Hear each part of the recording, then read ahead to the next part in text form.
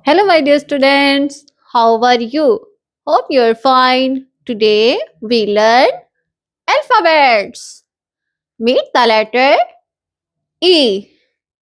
Now we will study the two sounds of E.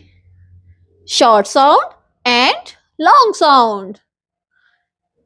Its sound A and A. Now let's meet the object. Start with letter E.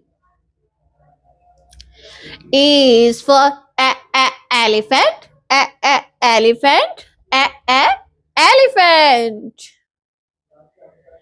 E is for ear. Ear. Ear. E is for eye. Eye. Eye. E is for egg. Egg. Egg.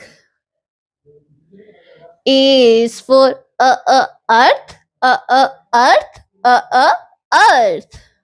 So, my dear students, you are notice the sound elephant, ear, eye, egg, and earth is a and a. So, keep learning with your friends.